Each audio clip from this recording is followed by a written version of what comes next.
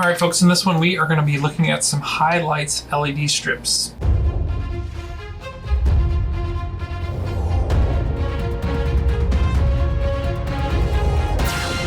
Hi everybody, this is Noah from Hacking Hollywood. We're going to take a closer look at these lights, but first let me show you, like I always do, the ad itself. So this is on Amazon, so you can kind of take a look at what this ad looks like. Things to note, it is 44 watts, it does have a CRI of 90 or higher, and it was $40. So why is this so much more expensive than a lot of the other lights on Amazon?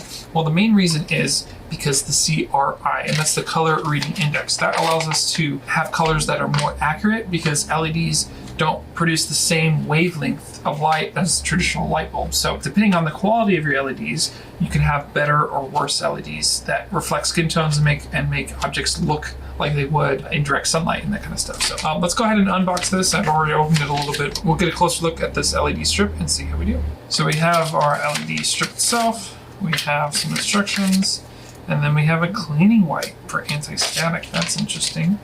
Removes excess dirt. I guess that's so you can clean your surface before you stick it. So the first thing I'll look at is the lights themselves. They do have adhesive. It's not labeled as 3M, so I'm kind of curious to see what it is because 3M tends to be the standard for these adhesive strips. So it says, please spread out the light strip before connecting the power supply. So that's also pretty standard because if you have it curled up like this, the heat could actually melt the components in the LED strip. So you want to make sure that you spread these out before you turn them on. I will note the density of these LEDs, like the LEDs next to each other, there's a lot more of them in a tighter packed space compared to a cheaper set that I just opened. And I'll also note that there are some adhesive clips that are on here, which could be helpful for mounting this onto the wall in a different spot. And another really interesting thing about this strip is it has two plugs. Now they don't plug into each other, but a power would go into one, and then you could basically daisy chain these off each other to have a continuous roll if you had something longer than the 20 feet or something that this came with. So if you had something that's longer than the 16.4 feet that this comes with or whatever. So, all right, let's look at some of the accessories. Again, this is the cloth so that you can wipe down your surface before you stick it to it. And then we have single color LED strips, installation guide. So this tells you how to install it. You can cut it on the line just like a lot of other LEDs, and you can plug it in to power.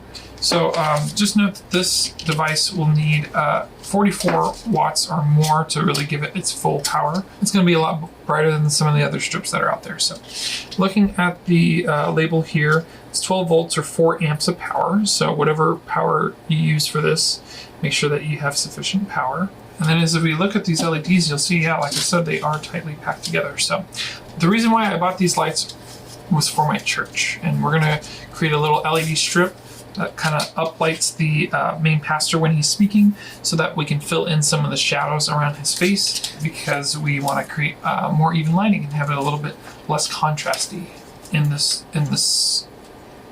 services. So that's what this is going to be used for, and that's our unboxing of the highlights LED strip light. Hey, thanks for checking out Hacking Hollywood's channel here. You can learn more about live streaming on our corporatestreams.com website, but you can also check us out on YouTube for corporate streams or my personal channel, which is Hacking Hollywood, where I do gear reviews and talk about tech. I'm also working on a large series where I am building a large-scale cart for live streaming.